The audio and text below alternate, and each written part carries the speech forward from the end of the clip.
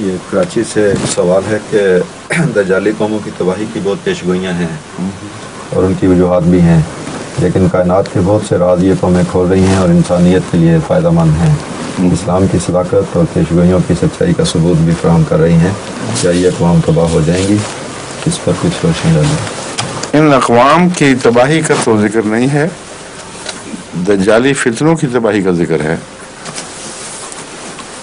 یہ جو خیال ہے نا کہ قومیں ہلاک ہو جائیں گی کلیتاً، یہ بالکل غلط اور جھوٹا خیال ہے، کیونکہ قرآن کریم اس کو رد فرما رہا ہے۔ قرآن کریم میں سورہ طٰہٰ میں یہ ذکر موجود ہے کہ یہ لوگ جو ہیں، یہ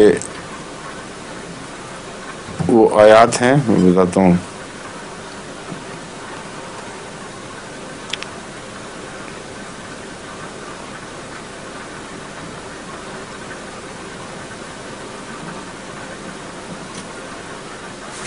جو سب برابر کر دیے جائیں گے جہاں ہے نا وہ پہاڑ اور ہاں وہ آیت پوری پڑھے نا، سورہ طٰہٰ ہے تو بلوائیے۔ یسألونک عن الجبال قل ینسفها ربی نسفا فیذرها قاعا صفصفا لا یرون فیہا اموامتا، کیا ہے وہ؟ عوجا اموامتا۔ پہاڑ ہوں گے ایسے کہ جن کو ان کے متعلق سوال کیا جاتا ہے کہ یا رسول سے پوچھتے تھے ان پہاڑوں کا کیا بنے گا؟ آپ تو اسلام کی فتح کی باتیں کر رہے ہیں، تو بڑے بڑے پہاڑ رستے میں حائل ہوں گے، ان کے متعلق کیا حکم ہے؟ قل سینسفھا، قل سا ہے یا قل سینسفھا ربی نسفا فیذرھا قاعا صفصفا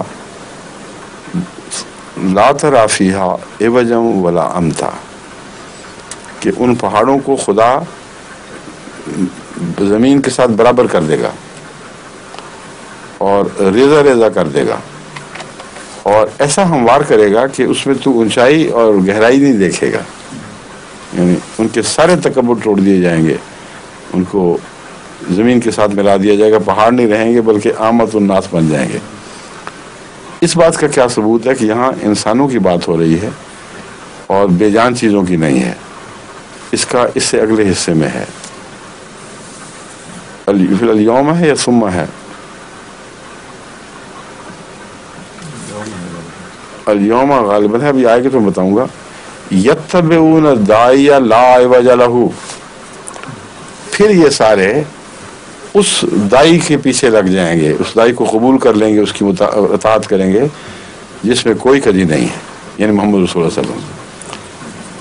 تو پہاڑ تو ہر وقت خدا کے حضور بھی سجدہ ریز ہیں اور مطیع ہیں۔ اگر پہاڑوں کی طرف ضمیر پھیری جائے تو وہ کون سا پہاڑ ہے جو پہلے منکر تھا اسے فاسق و فاجروں میں شمار کیا جا رہا ہو؟ لازماً انسانی طاقتوں کا ذکر ہے، اور وہی لوگ ہیں جو ملیا میٹ بظاہر ہونے کے بعد، زمین سے ہموار ہونے کے بعد باقی رہیں گے تو اطاعت کریں گے نا۔ وہ نظام مٹایا جا رہا ہے، وہ لوگ نہیں مٹایا جا رہا ہے۔ یہ دیکھیں آیت،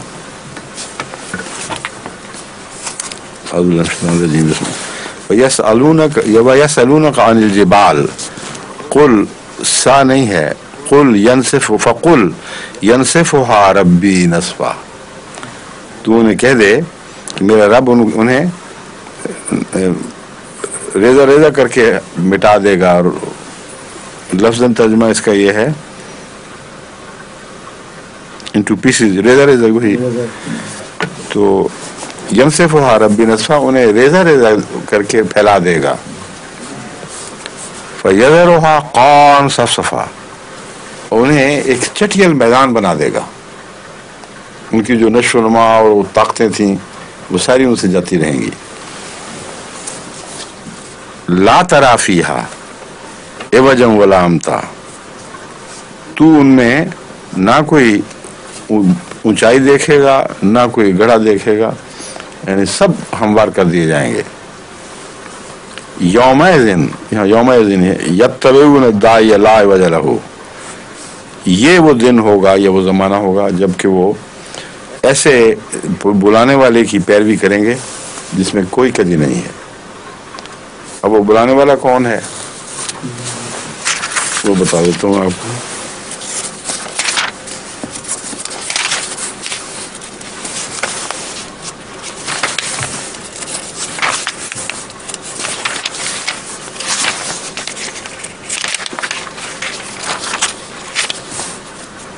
یہ تو سورہ طہ ہے. الکہف آ گئی. کہف میں عیسائی قوموں کا ذکر، ان کے آغاز کا، ان کی ترقی کا اور آخر پہ انحطاط کا وہ ملتا ہے.